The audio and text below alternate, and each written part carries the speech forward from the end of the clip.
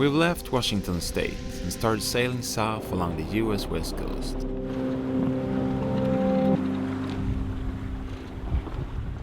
Coos Bay was our first stop where we had to cross a river bar to get in.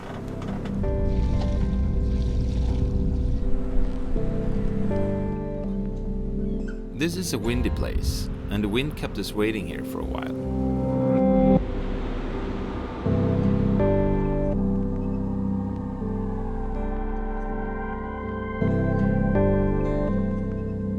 Finally, there was a weather window with less wind so we could get going again. Everything looked fine when we left the harbor, but as we got closer to the river bar, a thick layer of fog was covering the ocean.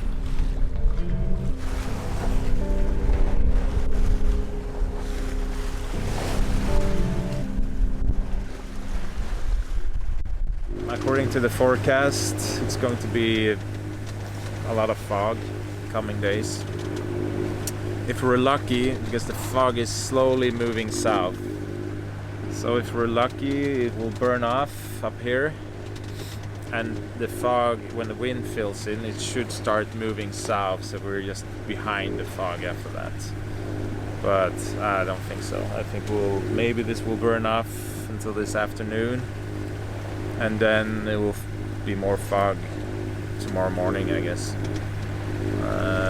When we left, there was a lot of fog coming out over the bar, and there was pretty steep waves. I was surprised. I mean, there was a lot of wind yesterday, but this night has been really calm. But there was still a lot of big waves when we got out. Some of them were actually breaking. There was no restriction at the bar, so we were allowed to go across. But the next bar south from Coos Bay is actually it's closed or restricted for non-commercial vessels under a certain length.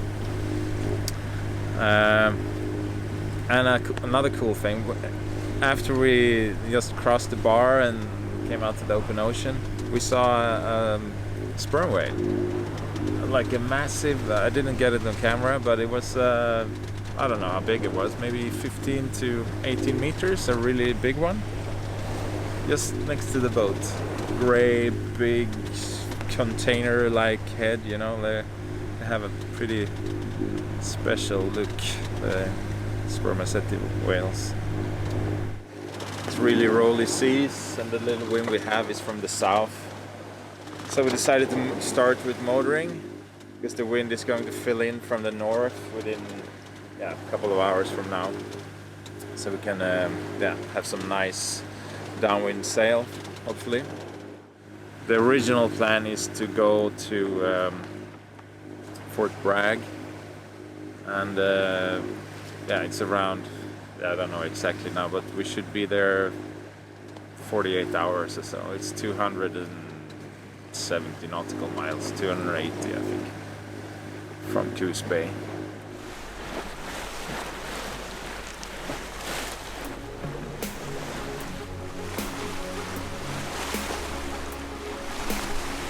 Even if I had to stay most of this leg in bed due to the pregnancy, it felt good to be on board and have Johan sail us south.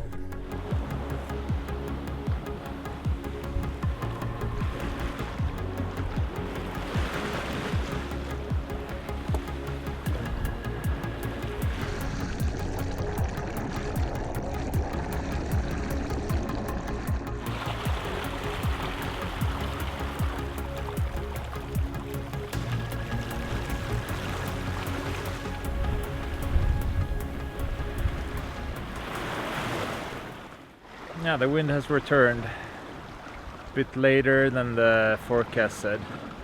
It's almost 6 o'clock. And right now we have around 12 to 13, 12 knots of wind through from the north. But it's a bit strange because we've been sailing in an angle. We wanted to leave the coast behind us a bit because inland the wind is coming from the south. Only like 20 nautical miles from here the wind is from the south, but out here it's from the north. It looks like it's a small local system, like a low pressure moving up from the south, but it looks like that it will dissipate during the night now. So tomorrow the wind will be from the north all the way into the coast, so then we can alter course and go a bit more direct towards Mendocino or Fort Bragg, where we're going. We have around 210 nautical miles left to go. So yeah, right now we're doing around 6 knots. So I think we'll be there on Sunday morning, or at least before noon on Sunday. Yeah. There's still some fog. Been foggy all day today.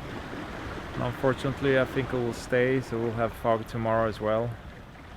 But that's just how it is along this coastline this time of the year, so I think we just have to live with that.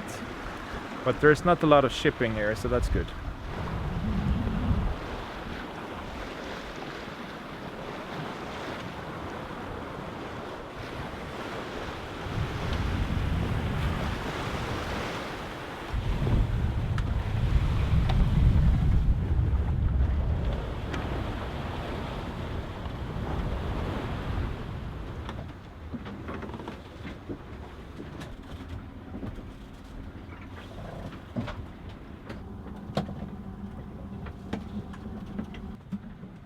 The fog lifted during the day, and we got a beautiful sunset to end our first day at sea. The night passed by smoothly, and the sailing was good. A big cruise ship lit up the sky as it passed by on its way to Alaska.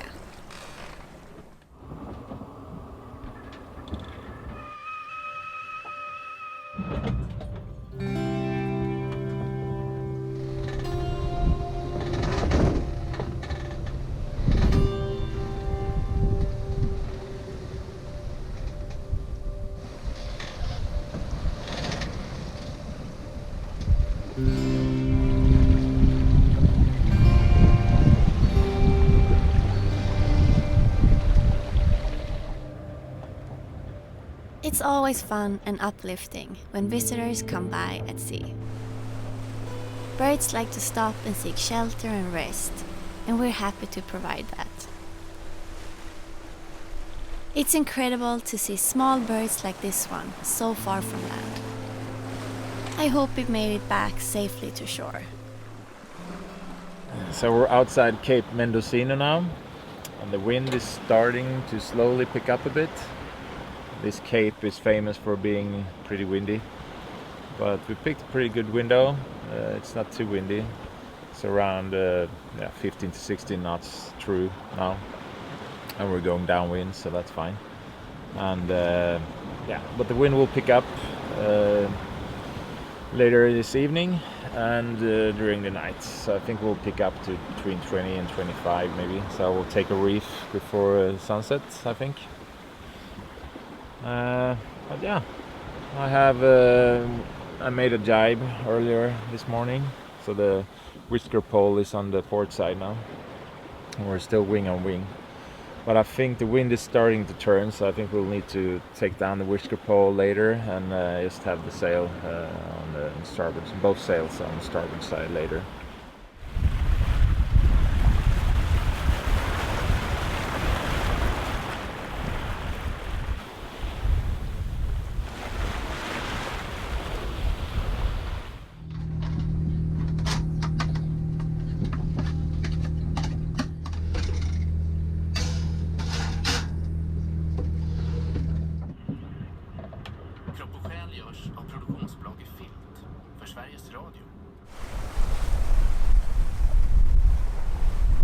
Well, the wind has picked up.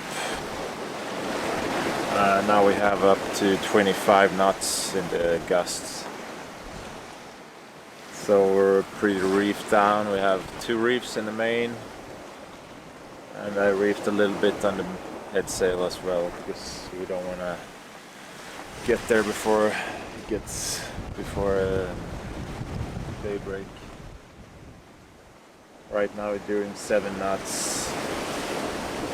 Before I reefed we're doing 10. So yeah, it's pretty windy this coastline here. 10 knots. 26 knots of wind.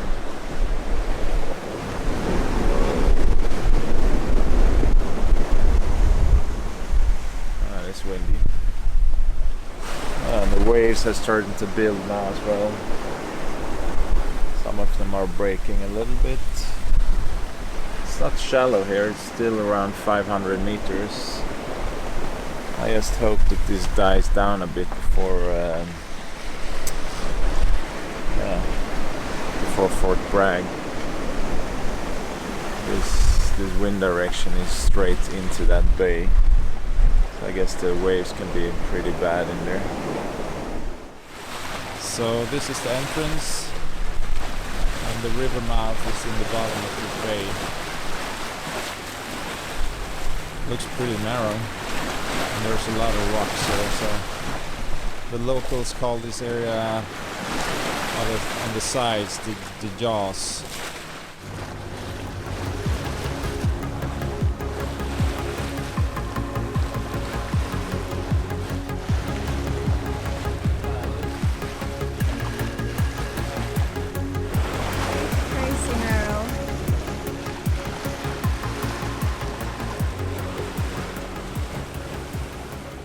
That was a pretty tight entrance.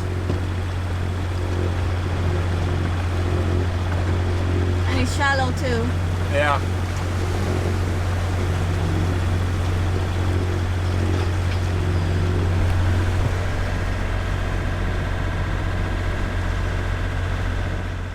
This video from back in the late 80s shows the entrance in rough weather and what can happen to a boat that tries to enter.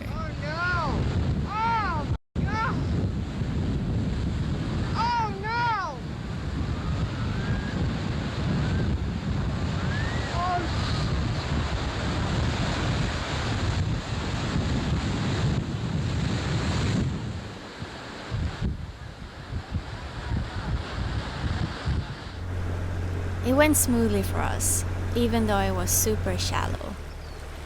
But it quickly became dead calm and we made it up for the Noyo River towards the harbor.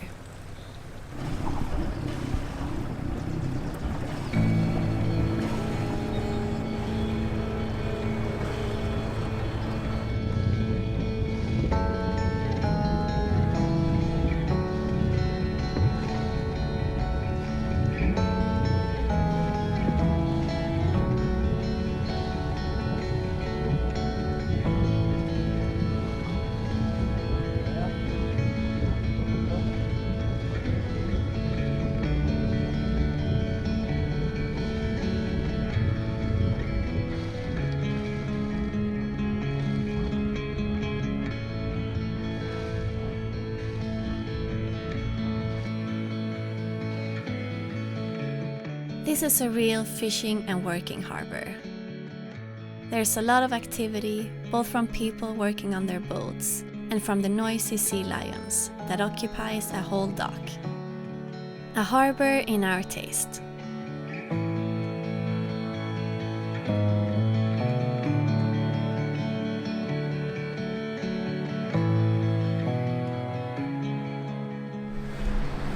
We're on our way north from Fort Bragg, going to go up and have a look at the Redwoods. It's about a 2-hour drive north.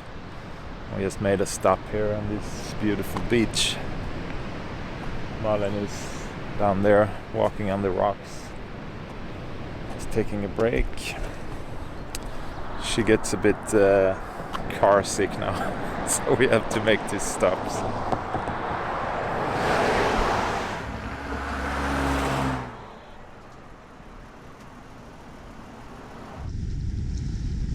The mountainous region of Humboldt County has vast areas of old forest and is home to the largest trees on Earth, the redwood sequoias. We have arrived to our first stop. chandelier tree. It's a drive-through tree. So this redwood tree is 2,400 years old. And it's called chandelier tree because it has those branches sticking out. So it makes it look like a candelabra. And it actually does. It looks like one. So impressive. Woohoo!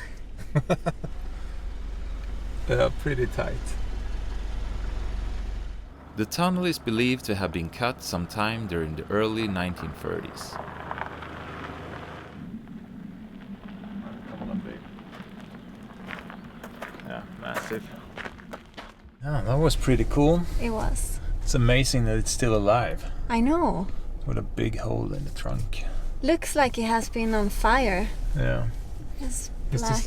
is the way out. Huh?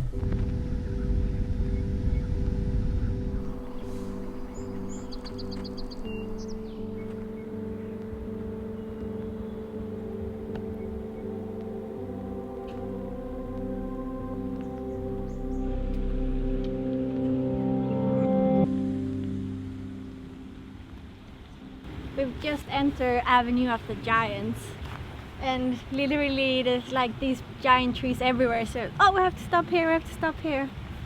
Look at this tree here. It's a giant redwood. So this is part of the Humboldt National Park, and this park has the largest amount of virgin redwoods in the world.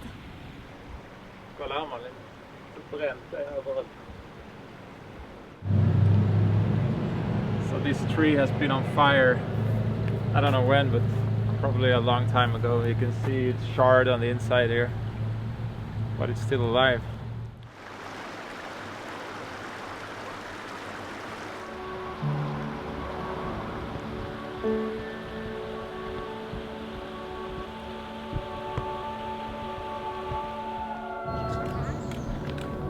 Oh, guck mal hier.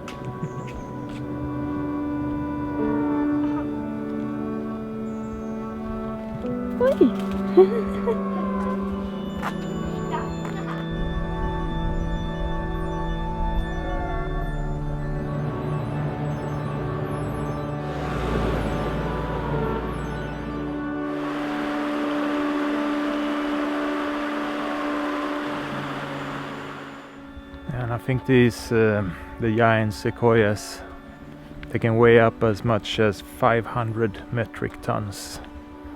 That's pretty massive.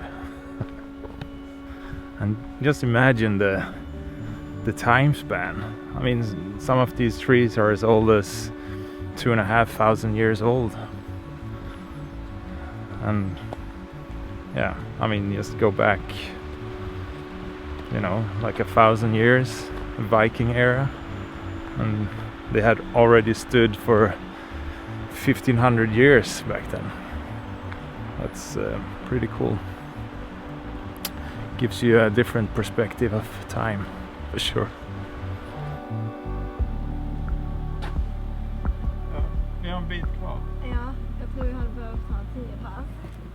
So this is the tallest tree in this area of the forest, the Rockefeller forest.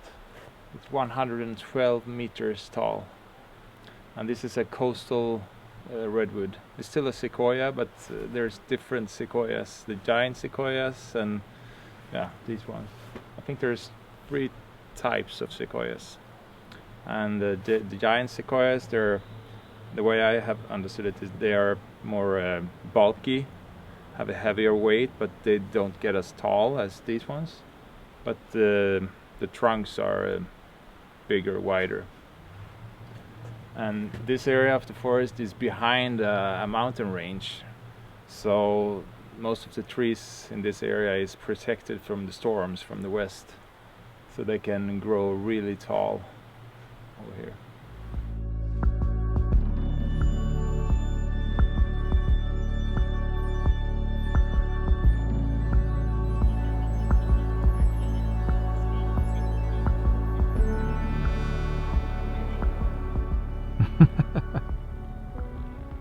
This tree is 106 meters tall, 346 346 feet.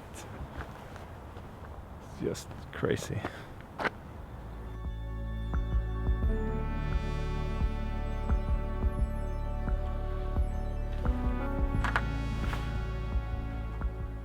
Blixtnedslag, yeah, maybe lightning, yeah. Strike. Oh yes, forest fire.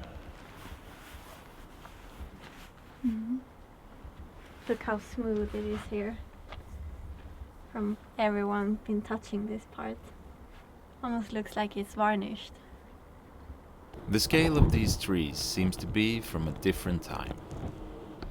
It triggers your imagination on how life on Earth could have looked like in a distant past. These forests were here long before mankind.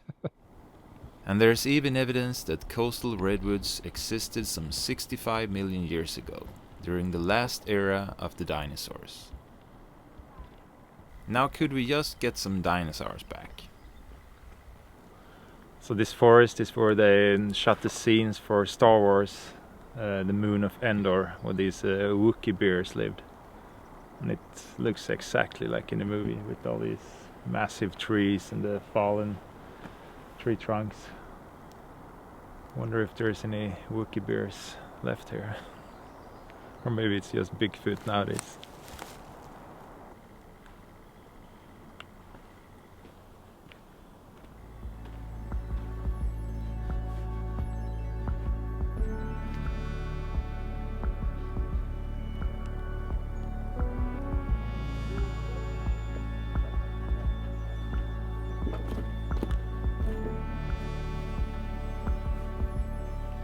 Yeah, these fallen tree trunks, they're just massive. It's just unbelievable. It's just so big.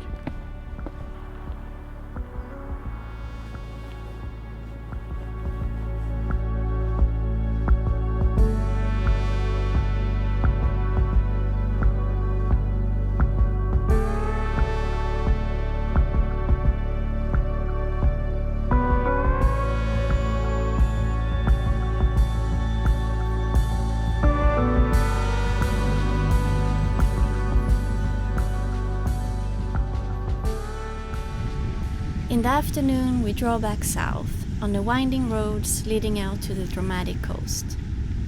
The sun had started to shine through, and we got a magnificent sight of the coastline.